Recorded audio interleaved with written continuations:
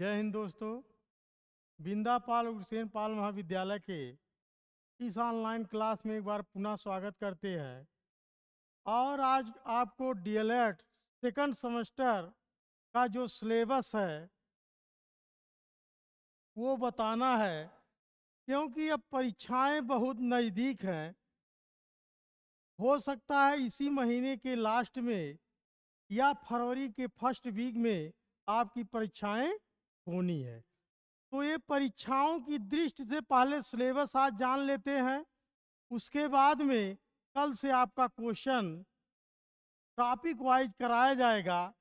और ये मैं आपको आशा दिलाता हूँ आपसे कि लगभग आपका 99 क्वेश्चन फंसेगा अगर आप पूरा वीडियो देख लेंगे, ये मेरा वादा है। तो चलिए, जो आज सिलेबस है डीएलएड सेकंड सेमेस्टर का, उसका बारी बारी से कौन सा टॉपिक है वो आप देखिए। जैसे जो पहला टॉपिक है सेकंड सेमेस्टर का, वो है लघुत्तम समापवर्तक और महत्तम समापवर्तक। आपने फर्स्ट में देखा था 2 अंकों का लघुत्तम महत्तम, 2 अंकों का मतलब 2 अंकों से जो संख्या बनी थी, जैसे आपका 99 तक था, 1 से लेके 99 तक। उसके बाद यहाँ क्या है, 3 अंकों का लघुत्तम महत्तम है। इसका मतलब 100 से लेके आपका 999 तक, या इससे ऊपर भी हो सकता है। तो 3 अंकों की संख्याओं का क्या है, लघुत्तम समापवर्त और महत्तम समापवर्तक। लघुत्तम समापवर्त क्या होता है, लोवेस्ट कॉमन मल्टीपल, जिसको लासा बोलते हैं। ऐसी संख्या जो ऐसी संख्या लघुत्तम समापवर्त उसे कहते हैं, वह छोटी से छोटी संख्या जो दी गई संख्याओं से भाग देने पे क्या हो, पूर्णता विभक्त होती है, उसी को क्या कहा जाता है, लघुत्तम समापवर्त कहते हैं, या उसी को एलसीएम कहा जाता है। और महत्तम किसे कहते हैं, वह बड़ी से बड़ी संख्या जो दी गई संख्याओं में भाग दिया जाता है, उसी को क्या कहा जाता है, महत्तम समापवर्तक कहा जाता है। तो जो आपका सेकंड सेमेस्टर में पहला जो टॉपिक आपको पढ़ना है, वो है 3 अंकों की संख्याओं का लघुत्तम और महत्तम। उसके बाद नेक्स्ट टॉपिक क्या है, नेक्स्ट टॉपिक आपका है व्यंजकों में प्रयुक्त जोड़ घटाना गुणा भाग, जोड़ घटाना गुणा भाग या संकेतों तथा कोष्टकों का सरलीकरण। बहुत इंपॉर्टेंट ये आपका टॉपिक है, गणित की दृष्टिकोण से बहुत इंपॉर्टेंट ये टॉपिक है। इसमें क्या करना है, जोड़ की जो बात करता है, साधारण जोड़ की बात है। उसके बाद भिन्नों का जोड़ घटाना है, गुणा भाग है। उसके बाद आपका दशमलव का जोड़ घटाना है। और उसके बाद संकेत तथा कोष्टक। तो कोष्टक आपका 4 प्रकार का होता है। कौन कौन सा कोष्टक, अभी आप जानते थे 3 ही प्रकार, लेकिन कोष्टक कितना, 4 प्रकार का होता है। कौन कौन, पहला अगर देखा जाए तो पहला आपका होता है रेखांकित कोष्टक, रेखांकित कोष्ठक। और दूसरा आपका क्या होता है, छोटा कोष्ठक, छोटा कोष्ठक। उसके बाद मझला कोष्ठक, मझला कोष्ठक। उसके बाद चौथा आपका है बड़ा कोष्ठक, बड़ा कोष्ठक। इसका जो संकेत है, ये इस तरीके से, कोई भी संख्या है उसके ऊपर इस तरीके से लगा दिया जाता है। तो ये आपका क्या कहलाता है, रेखांकित कोष्ठक। छोटा कोष्ठक इस तरीके से इसका संकेत होता है, मझला में इस तरीके से होता है, और बड़ा में आपका इस तरीके से संकेत होता है। तो इन कोष्ठकों का उपयोग करके चिन्हों में पहले किसको सॉल्व किया जाता है, ये आपका, यही आपका क्या कहलाता है, सरलीकरण कहलाता है। बहुत इंपॉर्टेंट ये टॉपिक है। अगर ये आपको आ गया तो ये जान लीजिए आपको गणित पूरा आधा आ गया है, आधे में सब है। तो इसमें पहले जब कोष्टक जो तोड़ा जाता है, वो यही स्टेप भी है। पहले आप रेखांकित कोष्टक को तोड़ेंगे, फिर उसके बाद छोटे कोष्टक को तोड़ेंगे, फिर आपका मझले कोष्ठक को तोड़ेंगे, फिर बड़ा। उसके बाद जैसे चिन्हों का जो, मान लीजिए एक ही क्वेश्चन में सभी चिन्हों का उपयोग किया गया, सभी का मतलब एक शब्द है का, भाग, उसके बाद में है गुणे, उसके बाद है धन और ऋण। इस तरीके से तो ये भाग है और ये गुणा है, तो कहा जाता है, और ये का है तो कहा जाता है ये का को हटाया जाता है तो गुणे का चिन्ह लगाया जाता है। क्या क्या करते हैं, भाग, गुणा और का, तो का को हटा के गुणे का चिन्ह लगाया जाता है, लेकिन दोनों में अंतर क्या है ये चीज ध्यान देना। का जो होता है वो भाग के पहले साल किया जाता है, जो गुणे का चिन्ह होता है वो भाग के बाद साल किया जाता है। यही का और गुणे में क्या है, यही अंतर है तो वही चीज, लेकिन ऐसे नहीं। जब सब आपका दिया रहेगा चिन्ह तो ये का शब्द भाग के पहले साल किया जाएगा और गुणे चिन्ह भाग के बाद। तो इस तरीके से जो दूसरा आपका टॉपिक था वो आपका क्या है, व्यंजक में प्रयुक्त जोड़ घटाना गुणा तथा भाग के संकेतों और कोष्टकों का सरलीकरण। उसके बाद तीसरा टॉपिक क्या है, आइए देखते हैं।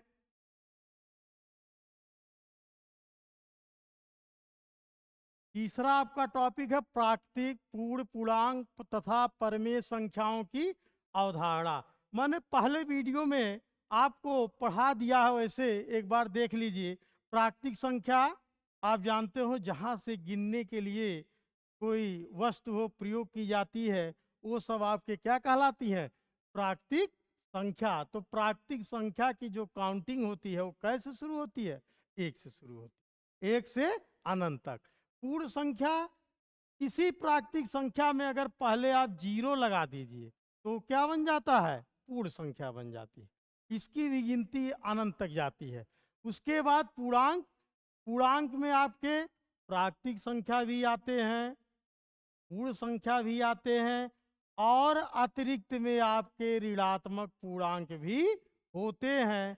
इसमें जीरो भी काउंट होता है, लेकिन जब पूर्णांक में इसको दो भागों में बांट दिया जाता है, धन पूर्णांक और ऋण पूर्णांक, तब जीरो की काउंटिंग नहीं होती है। लेकिन पूर्णांक की अगर बात करता है तो जीरो भी क्या है, एक पूर्णांक है। उसके बाद है परमेय संख्या, परमेय और अपरमेय। परमेय संख्याएं किसे कहते हैं, मैंने आपको पिछले वीडियो में पढ़ाया है। परमेय संख्याएं वे संख्याएं होती हैं जिसे अंश बटे हर के रूप में लिखा जाता है या पी अपान क्यू के रूप में लिखा जाता है, लेकिन Q, Q is does not equal to zero. इसका मतलब हर क्या, जीरो नहीं होना चाहिए। अगर जीरो हो गया तो उसका मान क्या आ जाता है, अनंत आ जाता है, तब वो परमेय संख्या नहीं होगी। अपरमेय संख्या जिसे अंश बटे हर के रूप में ना लिखा जाए, तो इसका विस्तृत अध्ययन सेकंड सेमेस्टर में आपको कराएंगे। उसके बाद आपका अगला टॉपिक है पूर्णांक तथा परमेय संख्याओं पर गणितीय संक्रियाएं। ये गणितीय संक्रियाएं क्या होती हैं, गणितीय संक्रियाएं तथा उनके प्रतिलोम।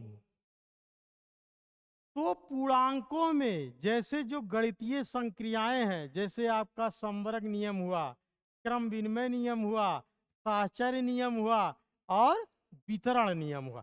तो एक गणितीय में जैसे कोई चीज पूर्णांक पे लागू होता है, जैसे मान लीजिए पूर्णांक में a प्लस बी बराबर b प्लस ए, ये दोनों बराबर है। लेकिन अगर यही ये कह दिया जाए a माइनस बी बराबर b माइनस ए, तो क्या ये सही है, नहीं, ये डज नॉट इक्वल नहीं हो सकता है, ये इसके बराबर नहीं। जैसे छोटा एग्जाम्पल ले लीजिए, पूर्णांक में मान लीजिए 5 माइनस 3 है, और ये बराबर करेंगे तो 3 माइनस 5, तो दोनों का वैल्यू बराबर नहीं आएगा। क्यों, क्योंकि इसमें से घटाओगे 2 आएगा और इसमें से घटाओगे क्या आ जाएगा, -2 आ जाएगा, तो ये आपका बराबर नहीं होता। तो संक्रियाओं में मतलब ये है कि किस पे जो है गणितीय संक्रियाएं काम करती हैं और किस पे नहीं करती हैं। इस टॉपिक पे यही आपका पढ़ाया जाएगा कि पूर्णांकों पे कौन कौन सी संक्रियाएं काम करती हैं और परमेय संख्याओं पे कौन कौन सी संक्रियाएं काम करती हैं। उसके बाद है प्रतिलोम। प्रतिलोम का मतलब यह है दो होता है। कौन कौन सा? योगात्मक प्रतिलोम और गुणात्मक प्रतिलोम। योगात्मक प्रतिलोम और गुणात्मक प्रतिलोम। योगात्मक प्रतिलोम में क्या होता है? सिर्फ आप क्या करेंगे? चिन्हों को बदल देंगे, आपका योगात्मक प्रतिलोम क्लियर हो जाएगा। और गुणात्मक में क्या करेंगे? गुणात्मक में क्या होता है? अंश हर में चला जाता है और हर अंश में चला जाता है, यही क्या कहलाता है? गुणात्मक प्रतिलोम कहलाता है। तो चलिए विस्तृत अध्ययन करेंगे ही। फिर अगला जो आपका टॉपिक है, अगला जो टॉपिक है वो है समीकरण तथा सर्वसमीका का अर्थ। समीकरण तथा सर्वसमीका का अर्थ। समीकरण क्या होते हैं? सर्वसमीका, क्या दोनों में अंतर है? समीकरण में left hand side right hand side के इक्वल नहीं होता है। इसमें क्या किया जाता है? इसमें एक अननोन वैल्यू होती है, उसी का मान निकाला जाता है। एक अचर पद होते हैं, अचर और चर। अचर आपके क्या होते हैं? जैसे जो आपके अंक हैं वो आपके अचर हैं, और चर आपके जैसे इंग्लिश के जो अक्षर हैं या हिंदी के जो अक्षर हैं वही आपके चर पद। तो इसमें एक आपका एक चर वाले समीकरण, इसमें जो सेकंड सेमेस्टर में आपको अध्ययन करना है एक चर वाला, एक चर वाले पद। एक चर वाले पद में आपको समीकरण अगर दिया रहे जैसे y + 5 = 8, तो इस तरीके से अगर दिया रहे तो ये क्या है? एक चर, जिसमें मतलब एक ही अननोन पर्सन हो, उसी का मान निकाला जाता है। और समीकरण में ये जान लीजिए left hand side right hand side के इक्वल नहीं होता है। इसमें क्या होता है? एक चर का मान निकाला जाता है। और सर्वसमीका क्या होती है? सर्वसमीका में left hand side right hand side के क्या होता है? इक्वल होता है, बराबर होता है। जैसे सर्वसमीका आप जानते ही हो, a + b का होल स्क्वायर। तो ये क्या होता है? a² + b² + 2ab। यही आपका क्या कहलाता है? सर्वसमीका कहलाता है। क्यों? Left hand side right hand side के बराबर है। कैसे? अभी आपको a + b का होल स्क्वायर का मतलब होता है a + b का कितनी बार? 2 बार गुणा। a + b का कितनी बार? 2 बार गुणा। तो a + b का a + b में अगर आप गुणा कर देंगे तो आपका राइट हैंड साइड आना चाहिए। देखो आ रहा कि नहीं? a², a का गुणा करोगे a² प्लस a का b में करोगे ab, फिर नीचे b का करोगे तो फिर ab + b², b का b में ये हो जाएगा a², एक ab कै ab 2ab प्लस, तो left hand side right hand side के क्या आ रहा है? इक्वल आ रहा। सर्वसमीका का मतलब ये होता है कि दोनों पक्ष क्या होंगे? बराबर होंगे। वही आपका क्या कहलाएगा? सर्वसमीका कहला। अब इसके समीकरण में आपको क्या पढ़ना है? समीकरण में आपका जैसे द्विघात समीकरण है, सरल समीकरण है। सेकंड सेमेस्टर में आपको सिर्फ 2 समीकरण पढ़ना है। कौन कौन सा? सरल समीकरण और द्विघात समीकरण, 2 का आपको यहाँ पूरा पढ़ना है। सरल समीकरण में a + b का whole square, a² + b² + 2ab, a - b का होल स्क्वायर आपका a² + b² - 2ab, a² - b² का तो एक कोष्टक में a + b, एक कोष्टक में a। इस तरीके से सर्व समीकरण 8-10 सर्व समीकरण हैं जिसका उपयोग सेकंड सेमेस्टर में होगा। उसके बाद में अगला जो नेक्स्ट टॉपिक आपका है वो है रेखीय समीकरण का हल एवं इस पर आधारित प्रश्न। जो आप समीकरण पढ़ोगे उस समीकरण का उस समीकरण का उपयोग कहाँ कहाँ है। उस समीकरण का उपयोग, जैसे आय संबंधी पे आपका, आय संबंधी में आपको वो चीज पढ़नी है, आपका भिन्नों का सवाल होता है, उसके बाद संख्याओं पे आधारित प्रश्न होते हैं।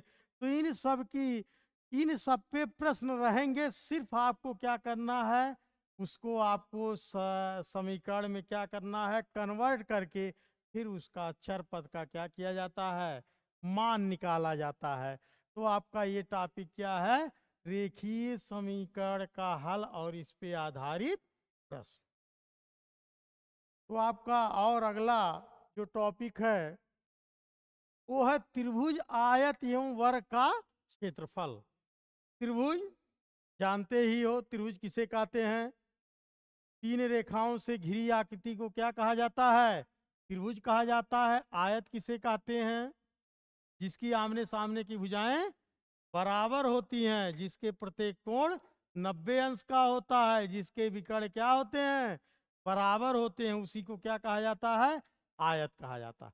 अब इस पे आधारित जो त्रिभुज आयत और वर्ग किसे कहते हैं, जिसकी चारों भुजाएं बराबर होती हैं, प्रत्येक कोण 90 अंश का होता है और इसके विकर्ण भी आपस में बराबर होते। आयत और वर्ग में एक ही अंतर है, इसके आमने सामने की भुजाएं बराबर होती हैं आयत में, और वर्ग में क्या होती है, चारों भुजाएं की बराबर होती है। तो ये आपका क्या कहलाता है, वर्ग का। तो इसका क्षेत्रफल, इसका एरिया किस तरीके से निकाला जाता है, ये आपको इस अध्याय के तहत बताया जाएगा। त्रिभुज का क्षेत्रफल, त्रिभुज का परिमाप क्या होता है, उसके बाद आयत का क्षेत्रफल क्या होता है, आयत का परिमाप क्या होता है, आयत का विकर्ण क्या होता है, वर्ग का क्षेत्रफल क्या होता है, इस टॉपिक के अंतर्गत ये चीज आपको बताई जाएंगी। उसके बाद अगला जो आपका टॉपिक है, अवर्गीकृत आंकड़ों का बारंबारता बंटन तथा आंकड़ों का आयत। इससे एक क्वेश्चन जरूर आता है सेकंड सेमेस्टर में, ये आपका आयत चित्र, जैसे बारंबारता दिया रहता है 0 से 5, 5 से 10, तो इस तरीके से आयत चित्र जो एक ग्राफ पे बनाया जाता है वही आपका क्या कहलाता है, आयत चित्र कहलाता है। तो इसके बाद में अगला जो टॉपिक है वो आपका है सर्वांग समता और समरूपता। सर्वांगसम, सर्वांगसम का मतलब क्या होता है, जब पहली आकृति दूसरी आकृति को पूरा पूरा ढक लेती है तो क्या कहलाता है, सर्वांगसम कहलाता है। और समरूप क्या, उसी के समान हो, रूप क्या हो, एक हो, लेकिन साइज क्या हो, अलग अलग हो, वही समरूपता कहलाता है। समरूप, सर्वांगसम का चिन्ह कैसे होता है, ये आपका क्या है, सर्वांगसम का चिन्ह होता है, ये आपका क्या है, समरूप का चिन्ह होता है। तो इसके तहत कब त्रिभुज सर्वांगसम होते हैं, कब त्रिभुज समरूप होते हैं, इसका अध्ययन हम लोग करेंगे। के बाद अगला जो टॉपिक है, व्यंजकों का गुणनफल एवं सर्व समीकाएं। ये बीज गणित का टॉपिक है, आपने पढ़ा था, आपने पढ़ा है व्यंजकों का गुणनफल एवं सर्व समीकाएं। सेकंड सेमेस्टर में आपने पढ़ा था कि व्यंजकों का जोड़ और घटाना। तो ये नहीं कि जोड़ और घटाना इसमें नहीं है, जोड़ और घटाने के साथ साथ व्यंजकों का गुणनफल भी आपको पढ़ना है। मतलब बीज गणित का जोड़, घटाना और गुणा, यही आपका इस सर्व समीकरणों की सहायता से आपको हल करना है। चलिए अगला जो टॉपिक है, लास्ट टॉपिक, ये आयतन और धारिता की संकल्पना। आयतन, आयतन का मतलब क्या होता है, जिसमें लंबाई, चौड़ाई और ऊंचाई होते हैं। जिसमें लंबाई और चौड़ाई रहेगा वो क्षेत्रफल कहलाएगा, और जिसमें लंबाई, चौड़ाई और ऊंचाई आ जाती है वही क्या होती है, आयतन या धारिता के रूप में उसकी संकल्पना की जाती है। तो इस तरीके से आपका ये सेकंड सेमेस्टर गणित शिक्षण का सिलेबस था और कल से आपका क्वेश्चन कराया जाएगा। लगभग सब महत्वपूर्ण क्वेश्चन जितने भी प्रीवियस ईयर के आए हैं सब मैं आपको कराऊंगा और प्रयास ये करता हूं लगभग आपका सब क्वेश्चन उसी में आ जाए। जय हिंद दोस्तों।